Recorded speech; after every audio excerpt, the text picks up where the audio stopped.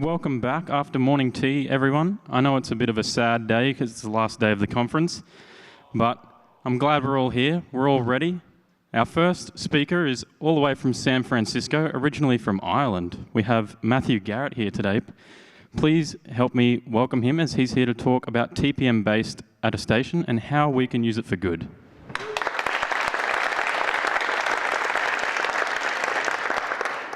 Good morning. As always, it's an immense pleasure to be here. My name is Matthew Garrett. I work at Google on internal security. I do not work on anything production related. I do not work on anything product related. If your phone doesn't work, it's not my fault. I'm very sorry. Today, I'm going to be talking about how we can improve the security of individual computers. We live in a world where, unfortunately, computers are not very good.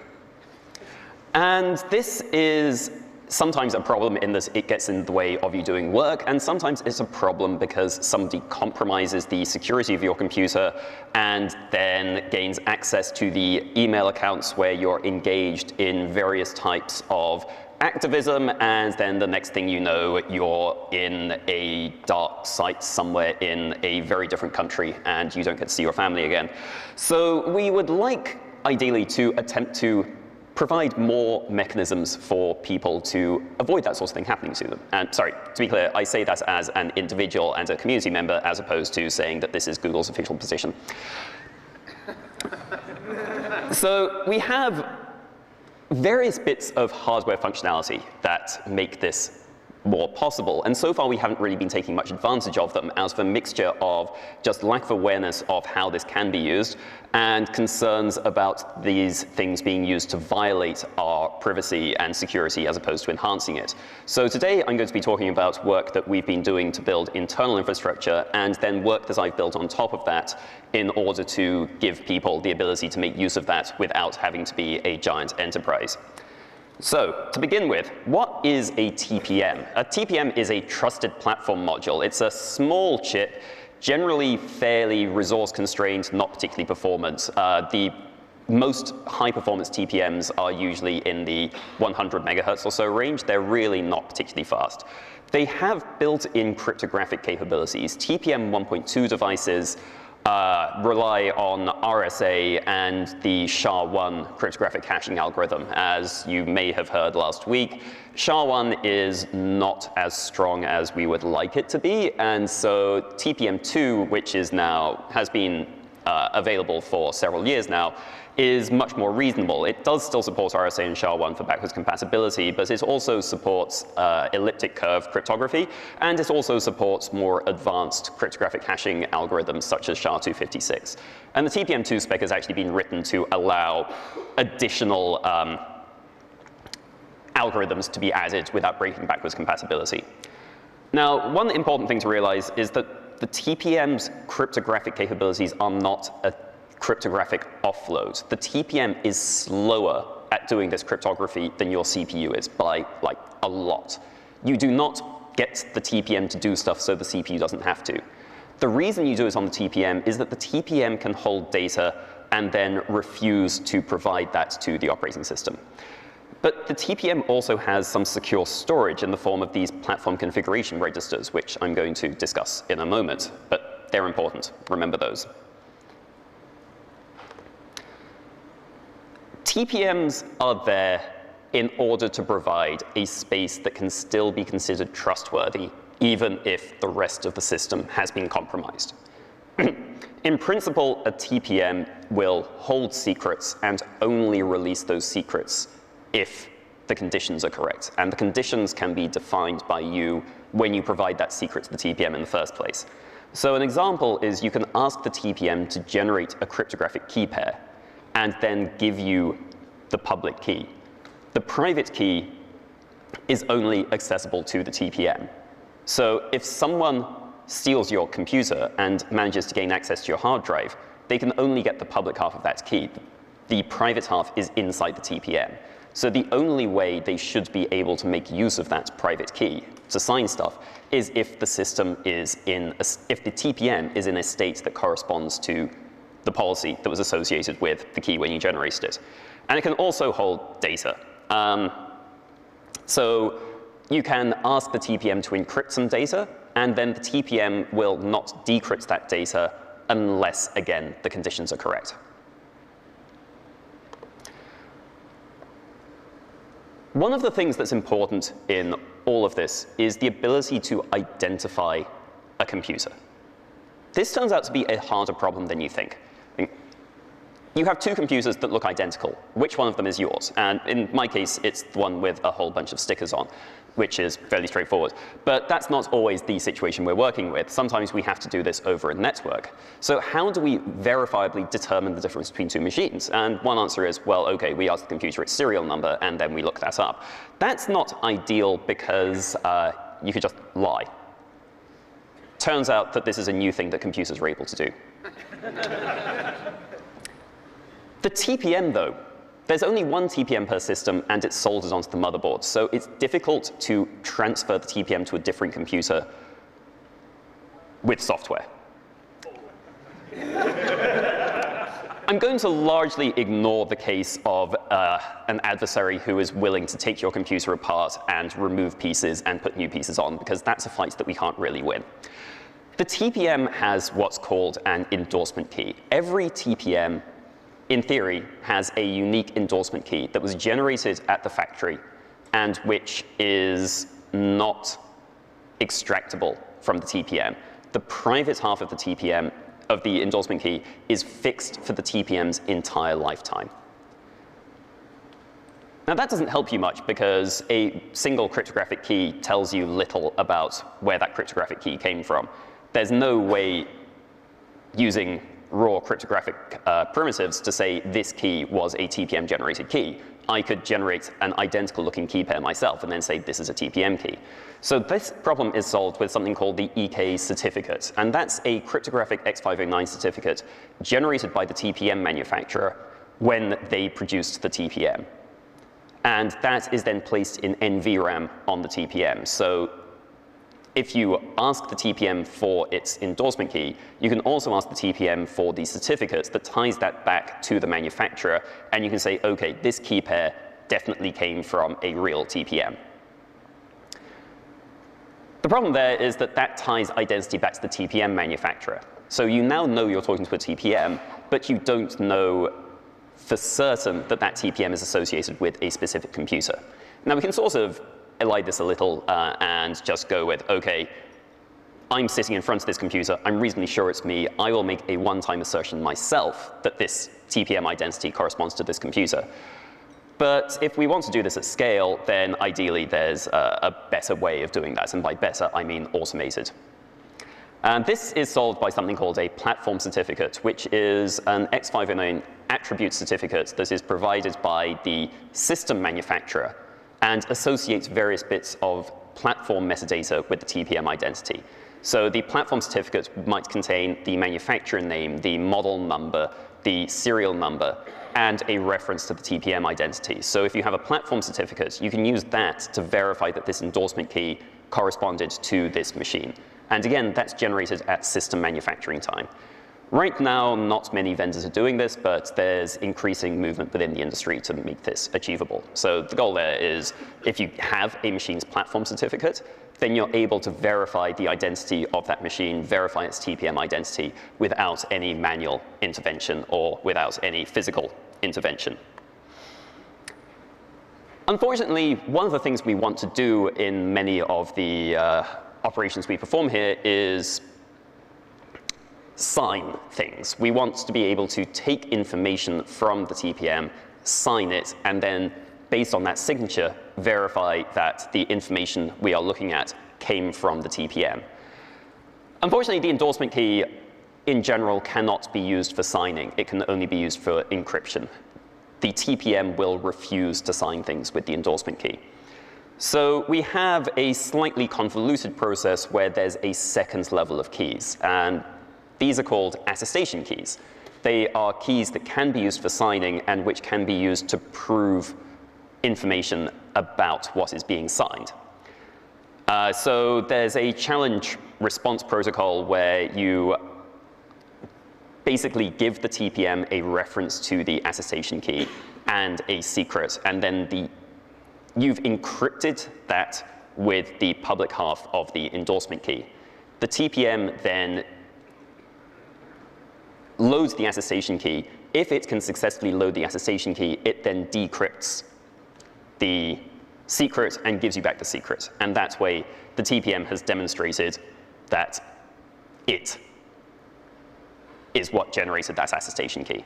Otherwise, if it has a different endorsement key, if it were a different TPM, it would not be able to load the attestation key. If it were a different endorsement key, then it wouldn't be able to decrypt the secret. So that's where you know that the EK and the AK are tied together. So why do we do this instead of just using the EK? And one of the problems here is that there is only one EK, and it exists for the lifetime of the TPM. The original model we're going to talk about for remote attestation involved you proving to a remote site who you were. Or sorry, ideally not proving who you were, proving the state of your system without giving up your identity. And if all your signatures are with the same endorsement key, then people would be able to look at signatures on different places and associate them with the same machine. So the idea was you would generate different attestation keys for each service you wanted to attest to. And then a third-party service would be used to prove the EK and the AK were associated, so you knew the AK came from a real TPM. And then it would give you a certificate that you gave to whichever third party you were trying to prove system state to. So this could be used, for instance, a website providing some sort of DRM'd content could want to prove that you're running up-to-date firmware, you're running up-to-date graphics drivers, you're running in a state where there are no known bugs that would allow you to obtain the content-protected material without it just being confined within your browser or something. Thankfully, this never happened. There was a lot of concern in the mid-2000s that remote attestation would be something used to restrict people, that would be used in order to control what you could do with your computer. So if you change the configuration of your system, if you were, say, running Linux instead of Windows, or if you were not running a sufficiently up-to-date operating system, you would just not get access to various material. Thankfully, this terrible dystopian future did not arise. Nobody ever built the privacy CAs. Pushback on that was strong enough. All of this is, it's nice that they were considering privacy, but this is a whole bunch of functionality that just never really gained any relevance. So what can we do with an attestation key? There's basically, as I said, the attestation key is a signing key. We use it to sign information about TPM resident material, and that might be a key. So we can use an attestation key in order to prove to someone else that another key that was generated on the TPM was generated by this TPM. But we can also use it to quote material.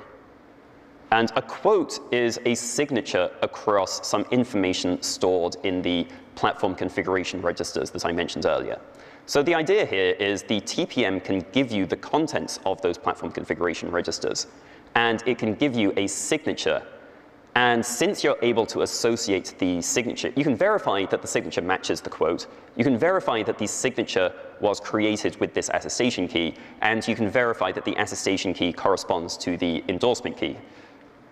And that means you can say, OK, this signature came from a real TPM, and therefore these values really came from the TPM. Nobody can fake up a set of PCR values and give them to you. So what's in the PCR values? Why are these so valuable in this respect? The PCRs contain a hash.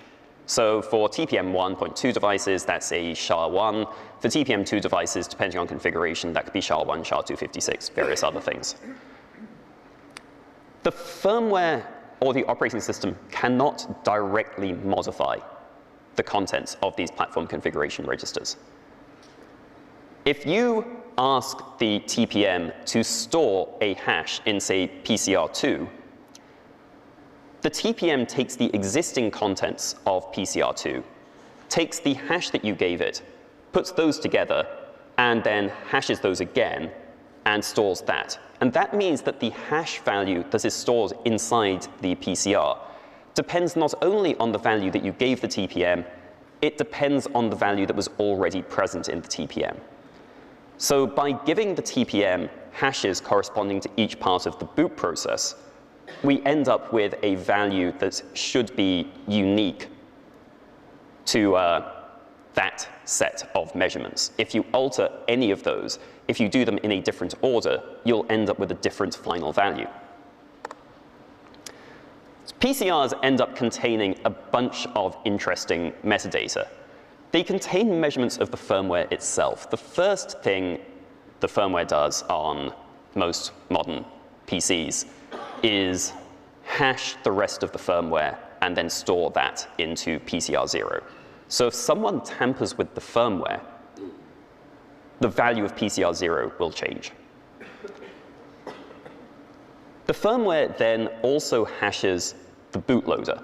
So if someone tampers with your bootloader, again, the PCR value will change.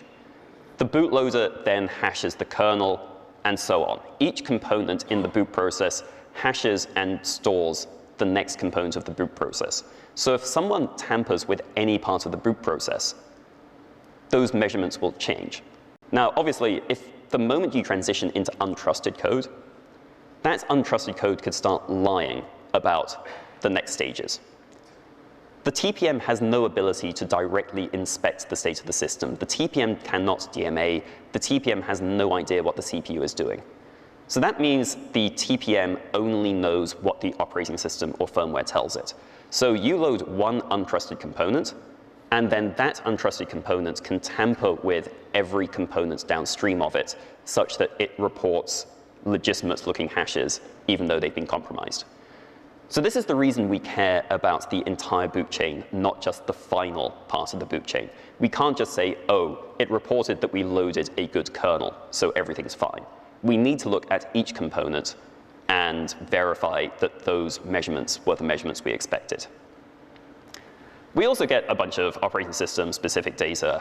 Windows actually puts an incredible amount of stuff into the TPM, including information about every driver that it loaded during the early boot state, but also additional metadata like was BitLocker enabled on this system at boot time, and was BitLocker using the TPM in order to store the disk encryption key? Did it load the early launch anti-malware stuff that Windows supports? Did it boot in safe modes? Did it boot with test keys? And you can look at all of this information, and you can then make a policy decision around that. Even though you booted a good kernel, if it's possible for an attacker to modify the configuration of that kernel, that might still result in you being in an untrusted state. For instance, in the Windows case, if it's enabled the test signing keys, then an attacker could load an unsigned or malicious kernel module and then backdoor you that way. So you might want to look at this flag to make a security decision. At the moment, we're not measuring anywhere near as much data on the Linux side, and there's not really a particularly solid process by which we could decide what to measure. So that's going to be an exciting conversation to have over the next few years. But one of the problems here is that the TPM doesn't store the intermediate states. The TPM only stores the final hash. So if any part of the process changes, if any of the measurements change, then the final value will change in a way that doesn't tell us much. We know this final value is not the final value we expected, but why? So we can get around this using something called the event log. And the event log contains a record of all the intermediate measurements plus metadata associated with those measurements, telling us what was measured and why. Problem here is that the TPM is completely unaware of the event log and can't protect it. And the event log lives in system RAM. So an attacker could potentially just tamper with the event log. So we can't just look at the event log in isolation. But the algorithm that the TPM uses to generate its hash values is deterministic and known. We can take the individual events from the event log replay them ourselves in the same way that the TPM would, and then see whether the values in the event log match the values from these signed quotes that we had. And if they do, we're able to say, OK, the individual event log values are themselves trustworthy because they come to the same final value as the TPM gives us. And that lets us look at the intermediate states as well. So remote attestation, you generate a quote from the TPM that contains a signature over the final PCR values. You provide the measurement log as well. You pass that to a remote system, and then the remote system verifies the signature on the quote, computes the final hash values from the event log, make sure they match, and then you know the event log is good. You can look at the individual components of the event log and make some sort of security policy decision around that. You can see all the individual parts. You can decide whether this is good or bad. And that way, if the final measurements are different, you can look at, or not what you expected, you can look at which event generated that difference, and you can decide whether that's relevant to your security policy or not. Now, the reason we do this on a remote server is that if someone's compromised your system, then you can't trust your system to actually do this correctly instead of just lying to you. We need there to be an independent, trusted system that can look at the information from the TPM and verify that this is legitimate. This actually works surprisingly well. The values generated by the firmware are largely undocumented by vendors, though that's beginning to change. The Linux vendor firmware service, LVFS, actually has metadata fields for the firmware measurements to be provided by the firmware vendor. And some vendors are beginning to do that. So we can look at those values and we can say, OK, the value we got is this. And based on this information we have, we know that that corresponds to this version of the firmware for this device released on this date. And then that lets us verify, if there's a firmware security issue, we can then do some remediation around that. We can identify machines that are running the old firmware, and we know we have cryptographic confidence that they are actually running the old firmware. So on the software side of things, we can calculate the measurements for everything in a fairly straightforward way, but as of yet, most Linux distributions do not provide that metadata in an easy-to-consume manner. I'll get onto that in a bit as well. Anyway, this is all great if you're an enterprise, because you can tie device identity into your authentication infrastructure. You can say, I don't care whether I trust the user. If the user is not using a computer that I trust, they still shouldn't get access. And you can also use the device state as an aspect of that. If the device is not in the expected configuration, even if it's a trusted device with a trusted user, you can still deny access. And since the credentials that the machine's using for this identification are tied to hardware, there's no way to exfiltrate those. If someone gains access to the machine temporarily, they're not able to then copy that machine's identity to another computer. Most of you are probably not enterprises. So we can still use the TPM locally. And the most common thing that TPM is used for locally is something I hinted at earlier with BitLocker. For Windows, we can store the disk encryption key on the TPM. And then if the system's not in the expected state, the TPM will refuse to release the disk encryption key. And therefore, we sort of have this implicit attestation. If the system was not in the correct state, you would never unlock the disk, and therefore the machine wouldn't boot. The machine booted, so it's in a good state. Now, there are convoluted attacks around that make it possible for an attacker to actually circumvent this to an extent. So something I came up with a few years ago was a project called TPM TOTP. TOTP is the time-based one-time passwords. If you use anything where you have to look at your phone and there's a 6-digit number that changes every 30 seconds that you type in, that's TOTP. The way that works is that your phone and the remote service have a shared secret, and then a combination of the current time and that secret are used to generate a 6-digit number using some cryptographic hashing algorithms. So if you type that 6-digit number in, you prove that you have access to the same secret. So TPM TOTP, the secret's stored on your phone, and the secret is stored on the TPM. The system boots, and the system then shows you a 6-digit number. And you look at your phone, and if the system shows you the same number that your phone is showing you, you know that the TPM believes the system's in a good state. This is still something where you're jumping through a few hoops. And again, you're not looking at the individual events. You're only looking at the final hash values. And depending on which PCRs you're using to seal this, those PCRs can change for a number of reasons. Like you do a kernel update. If the kernel is now different, then the PCR value corresponding to the kernel is going to be different. And if you said, I want to know if the kernel version changes, then suddenly this will just not unlock. And you don't know why. You then need to go digging, and that means you probably need to authenticate against a machine that you don't know is trustworthy or not. So typing credentials into it in order to start investigating it is not necessarily what you want to do. So you can get around this to an extent with a lot of infrastructure to automatically reseal the secret with new values whenever you do an update that would change any of the values. But not all updates are things we control. For instance, firmware updates, we don't necessarily know the new good value, and we won't know until the system reboots.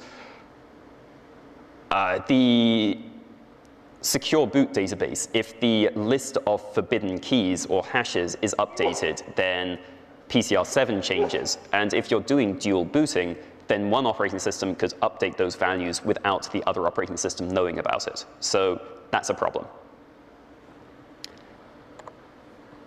So yeah, they're fragile. They can change under various circumstances. They don't tell us what's changed. And PCR7 just contains information about the secure boot state and which keys we use. So the idea there is that if you broadly trust your firmware, and if secure boot is enabled, then the system should never have booted something that didn't have an appropriate signature. So really all you want to know is which signing keys were used and was secure boot turned on. So if you just look at that state, you can just sort of assert hand-wavily that everything else was OK. It's not ideal. So tying to PCR7 reduces the fragility because fewer components are used in this policy decision, but it also reduces the guarantees. You don't have as much certainty that the system's in the state you expected it to be in. So what if we could do remote attestation, but in a way that was privacy preserving, that didn't rely on you giving any of your machine identity to a third party? What if we could do this offline? Because if you boot a laptop and it's asking you to type in your disk encryption credentials, you're probably not in a position where you can get online and have your laptop prove to a remote service that it's in a trustworthy state. Achievable with hardware you probably already have. I wanted a solution where you don't need to go out and buy new hardware in order to achieve this, and done entirely with free software. And even better, if you buy one now, you can get another for only the cost of shipping and handling. So I'm going to do a demo now. So I'm going to warn you that, obviously, live demos are a terrible idea. Live demos that rely on working Wi-Fi are an even worse idea. Demos that involve you using multiple computers to do the demos seem like an astonishingly bad idea. And also, I'm going to need Bluetooth to work. So here we have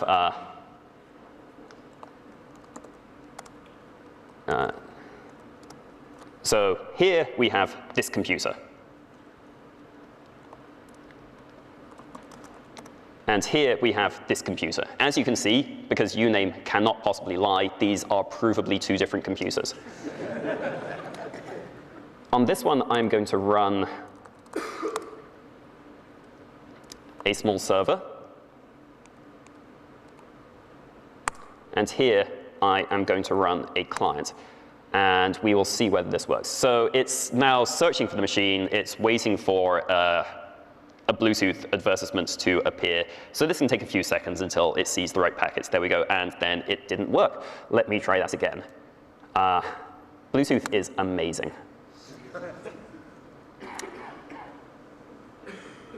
I'm not sure whether this is a bug in the Bluetooth stack, my code, or the Bluetooth codes I'm using, or all three. OK, come on. Let's try that one more time. That's better. So you saw a bunch of Bluetooth traffic happening there. And then you can see a bunch of stuff that looks like JSON-encoded DER. And then, woohoo, we have just cryptographically proven that my laptop does not have secure boot turned on.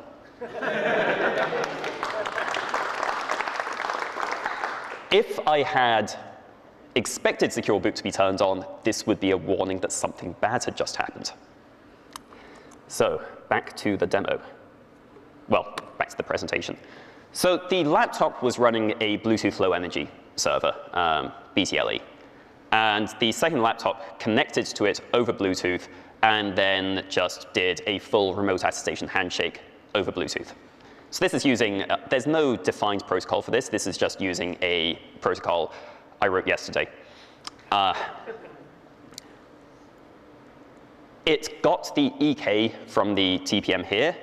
It asks the server laptop to generate an attestation key. It verifies that the attestation key was associated with that EK. It asked for a quote of the PCR values. It verifies that that quote was signed with that attestation key.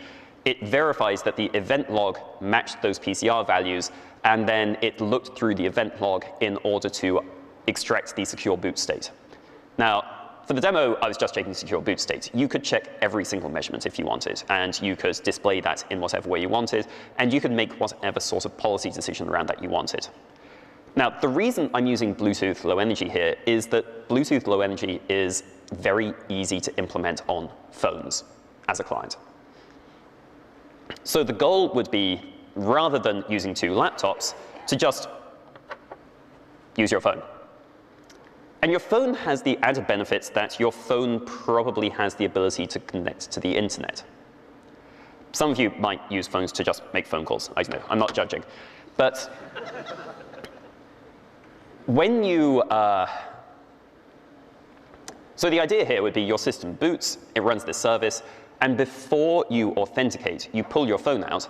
Your phone then gets this information, and your phone is then able to get, ideally, metadata from your system vendor and from your operating system vendor, and look at all these values and locally tell you whether these are legitimate expected values or whether there's an indication that you're running something malicious. If someone modifies your bootloader, then your phone would be able to tell you that before you typed your password into your machine.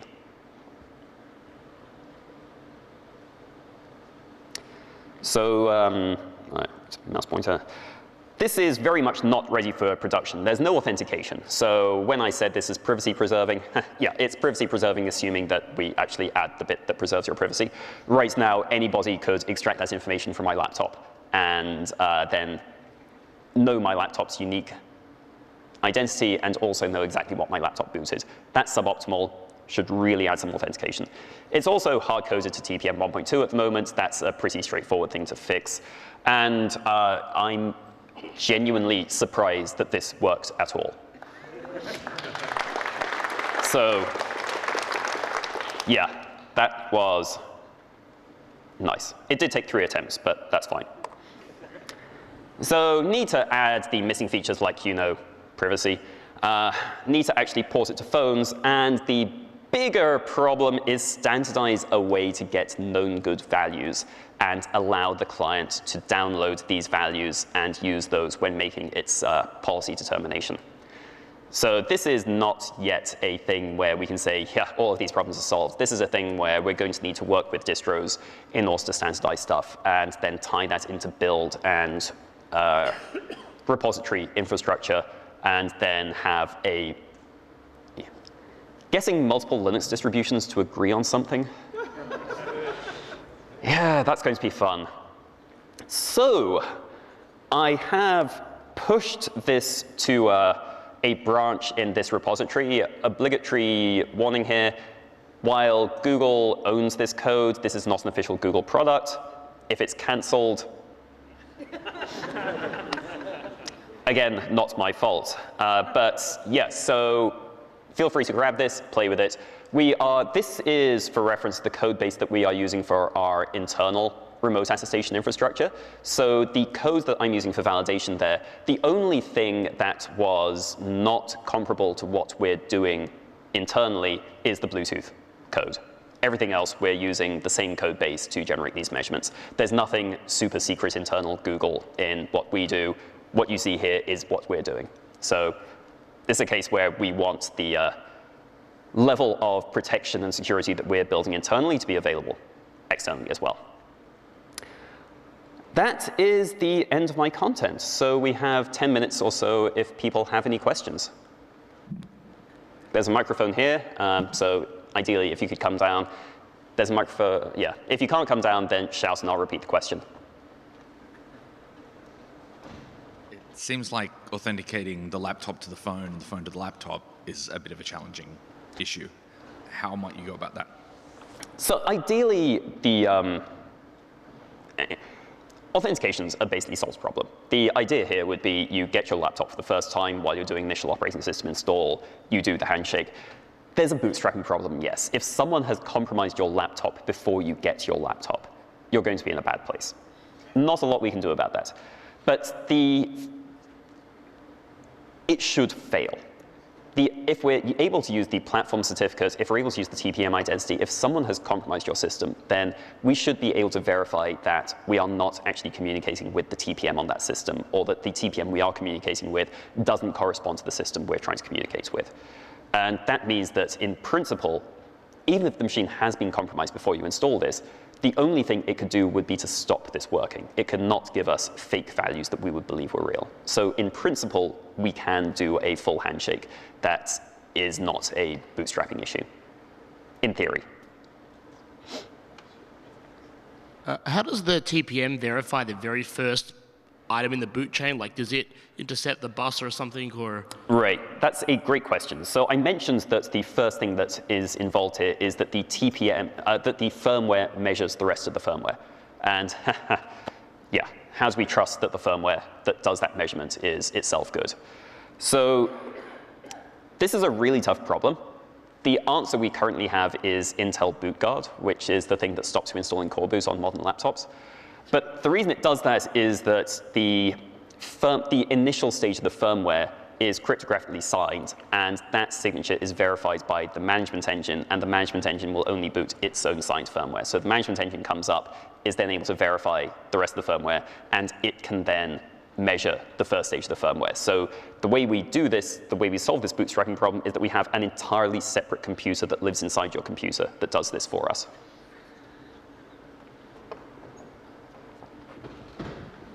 I suspect your previous answer answered this, but if we can't trust the manufacturers to actually either never see the secret keys are generated or just not throw them away, which has happened, are we screwed? And it sounds like not quite. Right, so all the TPM keys are in theory generated on the TPM. So the endorsement key should not have been generated externally and then injected. It should have been generated on the TPM, and then they just extract the public half and sign that. So even the TPM manufacturer should not ideally have had access to the private half of the endorsement key. And then all the other keys we generate are generated on the TPM. Obviously, the firmware signing key from the system vendor, if they lose control of that, then yeah, we're in a bad place. And if Intel lose control of the signing key that's used for the management engine firmware, again, we're in a very bad place.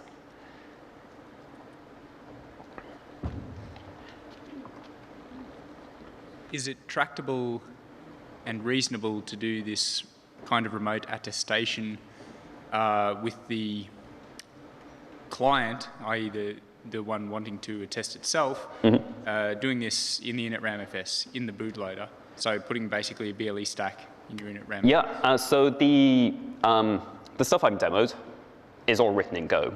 So it's giant, but it's also completely self-contained. So you could just copy that server process binary into your initramfs. It has no additional dependencies. You run that, Bluetooth comes up, and then you do your check. Thank you, Matthew. Might be a silly question. Can we trust the manufacturers of the TPMs themselves? So at some point, you're trusting people who make components for your system. You're trusting that your CPU vendor is not actually trying to identify secrets and then exfiltrate those. You're trusting that your GPU vendor is not DMAing stuff out of your system memory and then steganograpically encoding that into your 3D textures. So when you take a screenshot, it's actually leaking your password. We trust that that sort of thing's not happening. And some of that, right, can we a priori know that they're trustworthy? No, of course not. Everybody could be lying to us. I don't even know that you're called Donna.